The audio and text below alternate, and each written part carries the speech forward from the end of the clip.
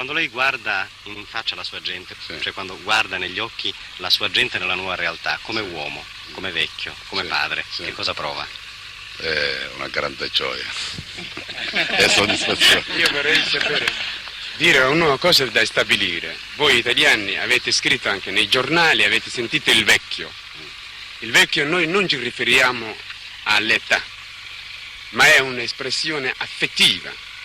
Il vecchio è colui che unisce l'amore e che guida un popolo verso la saggezza e la giustizia.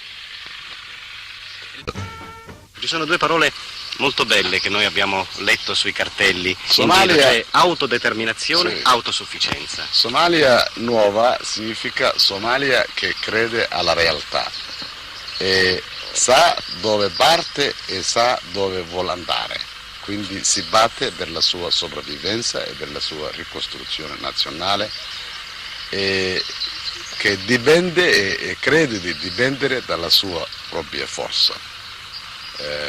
Dalla sua possibilità e dalla sua realtà.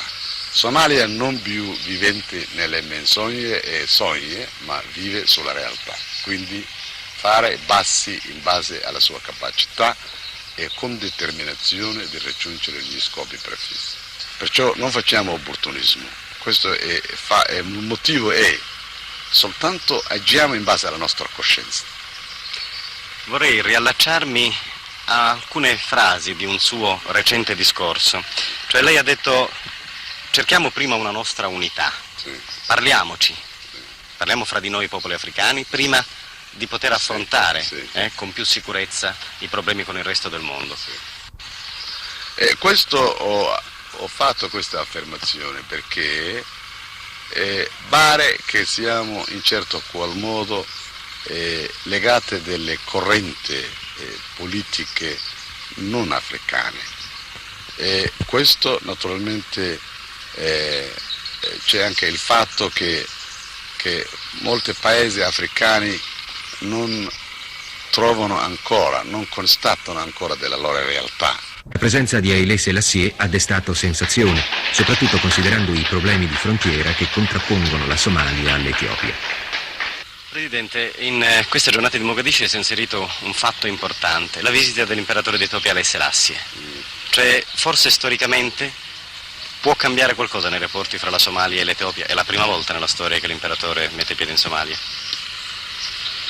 Prima di tutto l'imperatore Haile Selassie è venuto per partecipare alla conferenza di Centro Africa Orientale, conferenza regionale che interessa di parlare, discutere e pianificare come possono lavorare meglio insieme la gente o gli stati di questa regione. Questo era lo scopo della sua visita, non era una visita ufficiale. Ma può darsi, abbiamo parlato insieme, può darsi che possa influenzare, sebbene non abbiamo raggiunto nessun accordo. Cioè, potrebbe essere una speranza per il futuro? Può darsi che io ho parlato con lui ha parlato con me, abbiamo discusso molti problemi africani, molti problemi internazionali, molti problemi interessanti ai nostri due paesi. Può darsi che attraverso questa conoscenza diretta possa aiutare le cause, diciamo, che finora sono stati motivi di tensione tra la Somalia e l'Etiopia. La conferenza di Mogadiscio è servita anche per mettere a fuoco le linee della politica estera di Siad Barre e degli ufficiali che fanno parte del Consiglio Supremo della Rivoluzione. La Somalia vuole sostanzialmente svolgere un ruolo di stimolo in senso anti-imperialista. Sul piano internazionale vuole seguire quel principio di neutralità positiva che secondo i somali dovrebbe tradursi in rapporti e contatti amichevoli con tutti i paesi del mondo, ma senza tuttavia compromettere in nessun modo gli interessi dei popoli africani impegnati nella lotta contro l'imperialismo. Nella storia della Nuova Africa c'è ora la dichiarazione di Mogadiscio. Che importanza politica lei dà a questa dichiarazione che porta il nome della capitale del suo paese? Che è un'affermazione un'affermazione di un principio sano che tende che l'uomo non deve opprimere l'altro uomo. Questo è un principio di affermazione. Dai problemi africani ai rapporti con il resto del mondo e in particolare con l'Europa, cioè con le ex potenze coloniali. Il problema è trovare una formula soddisfacente per reimpostare i contatti su un piano di comprensione reciproca. Nessuno, sia in Europa sia in Africa e in particolare a Mogadiscio, si nasconde che la collaborazione può essere fruttuosa. E questo è il discorso, direi che investe un po' tutto il problema del rapporto fra Europa e Africa, cioè un rapporto dignitoso. Che cosa intende lei, Presidente Siad, per un rapporto dignitoso? Che l'Europa della grande capacità tecnica, scientifica e economica che ce l'ha industrializzata, deve seriamente e coscienziosamente cooperare con gli africani di uscire dall'arretratezza.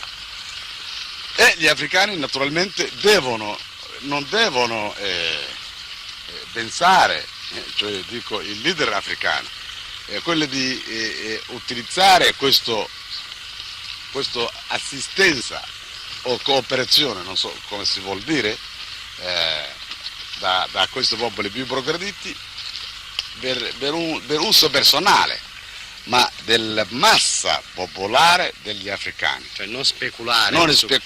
Non creare clicche sfruttatore della massa che in fin dei conti non arriva a nessun parte, né può dare soddisfazione all'Europa, che nessuno li ringrazierà quanto questo o denaro o tecnica o assistenza va a finire in tasca di un individuo, ma quando sono investiti nei paesi e quindi l'utilità a vantaggio della massa, allora ci sarà una cosmozione, ci sarà una comprensione, ci sarà un maggiore sfruttamento di questa possibilità immensa dell'Africa. Ecco, c'è l'occasione di una visita di un gruppo di deputati del Parlamento italiano in Somalia. In questi giorni è risultata confermata l'impressione che esiste uno spazio di iniziativa per l'Italia e per l'Europa nei confronti dei paesi in via di sviluppo e quindi anche e soprattutto della Somalia. Cioè, bisogna capire quello che succede in questi paesi, come sia fondata la esigenza di indipendenza, di autonomia e come sia impossibile scambiare l'Africa come zona di manovra dei grandi blocchi contrapposti. In questo senso c'è uno spazio per l'Italia e per l'Europa che noi abbiamo trovato corrispondente anche nella visita di questi giorni, si tratta di occuparlo con uno spirito e con un'iniziativa nuova.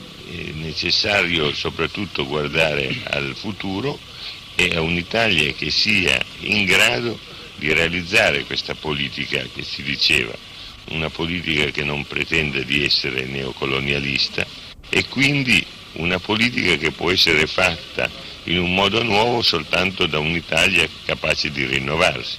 Ecco perché io credo che il problema di venire nel terzo mondo sia un problema molto impegnativo, ma possa favorire anche in Italia delle profonde trasformazioni.